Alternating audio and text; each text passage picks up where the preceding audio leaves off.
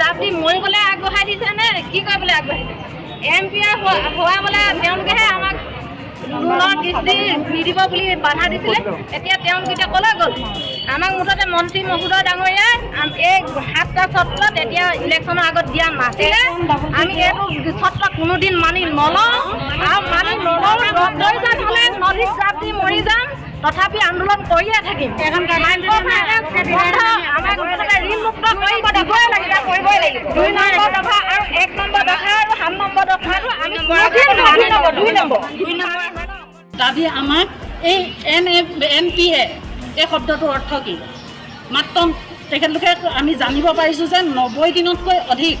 তেখেতলোকে যিখিনি কিস্তি দিয়া নাই সেইখিনিকে মাফ কৰা নহ'ব বুলি কৈ দিছে 90 দিনতকৈ অধিকখিনি গতিকে এইটো কেনেকৈ হ'ব কাৰণ তেখেতে কৈছিলে যে ইলেকশ্যনৰ আগত কৈছিলে ঘোষণা কৰিছিলে যে সমস্ত মাইক্ৰ' ফাইনেন্সৰ ঋণ হ'ব মহিলাসকলক ৰেহাই কৰা হ'ব কিন্তু এতিয়া সেই বিষয়ে কোনো কথাই নাহিলে ইয়াত 3 মাহৰ দিনটো কিয় নিৰ্ধাৰিত কৰিলে তেখেতলোকে এইটো আমাক লাগে আমাৰ এতিয়া বৰ্তমান যি দেশৰ পৰিস্থিতি সেই পৰিস্থিতি আমাৰ কাৰণে কোনো ডাঙৰ কথা নহয় আমাৰ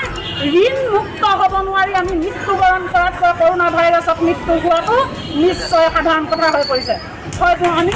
এতিয়া এটাই সিদ্ধান্ত লৈছোঁ যদিহে আমাৰ সম্পূৰ্ণ ঋণ যেতিয়াৰ পৰা এই আন্দোলনৰ আৰম্ভ হৈছে যেতিয়াই মৃত্যু সাৱটি ল'ব লগা হৈছিলে মহিলাসকলে ঋণ পৰিশোধ কৰিব নোৱাৰাৰ বিনিময়ত গতিকে তেতিয়াৰ পৰাই এই সকলো মহিলাকে যদি ঋণ পৰিশোধ কৰি নিদিয়ে তেন্তে তেওঁ যি কথা কৈছিলে যোন জেগাত ইয়াক ঘোষণা কৰিছিলে বগীবিল দলঙৰ পাৰত সেই বগীবিল দলঙৰ ওপৰৰ পৰা জঁপিয়াই আত্মহত্যা কৰিবলৈ নদীত জাপ দি মৰিবলৈ আগবঢ়াই দিছে নে কি কৰিবলৈ আগবাঢ়িছে MP হোৱা বোলে তেওঁলোকেহে আমাক লোনৰ কিস্তি নিদিব বুলি বাধা দিছিলে এতিয়া তেওঁলোকে ক'লৈ গ'ল আমাক মুঠতে মন্ত্ৰী মহোদয় ডাঙৰীয়াই এই 7টা চৰ্তত এতিয়া ইলেকশ্যনৰ আগত দিয়া নাছিলে আমি এইটো চৰ্ত কোনোদিন মানি নলওঁ আৰু মানি নলওঁ প্ৰয়োজন হ'লে নদীত জাপ দি মৰি যাম তথাপি আন্দোলন কৰিয়ে থাকিম আমাক মুঠতে ঋণমুক্ত কৰিব দিবই লাগিব কৰিবই লাগিব 2 নম্বৰ দফা আৰু 1 নম্বৰ দফা আৰু 7 নম্বৰ দফাটো আমি 2 নম্বৰ দাবী আমাক এই NPA এই শব্দটোৰ অৰ্থ কি মাত্ৰ তেখেতলোকে আমি জানিব পাৰিছোঁ যে 90 দিনতকৈ অধিক তেখেতলোকে যিখিনি কিস্তি দিয়া নাই সেইখিনিকে মাফ কৰা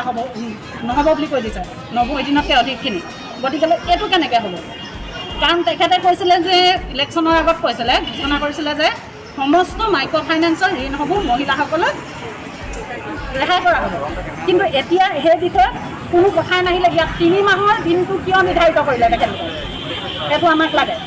আমাৰ এতিয়া বৰ্তমান যি দেশৰ পৰিস্থিতি সেই পৰিস্থিতি আমাৰ কাৰণে কোনো ডাঙৰ কথা নহয় আমাৰ ঋণ মুক্ত হ'ব নোৱাৰি আমি মৃত্যুবৰণ কৰাতকৈ কৰোণা ভাইৰাছত মৃত্যু হোৱাটো নিশ্চয় সাধাৰণ কথা হৈ পৰিছে হয়তো আমি এতিয়া এটাই সিদ্ধান্ত লৈছোঁ যদিহে আমাৰ সম্পূৰ্ণ ঋণ যেতিয়াৰ পৰা এই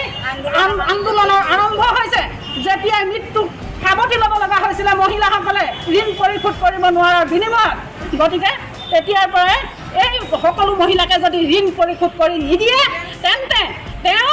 যি কথা কৈছিলে যোন জেগাত ইয়াক ঘোষণা কৰিছিলে বগীবিল দলঙৰ পাৰত সেই বগীবিল দলঙৰ ওপৰৰ পৰা জঁপিয়াই আত্মহত্যা কৰিব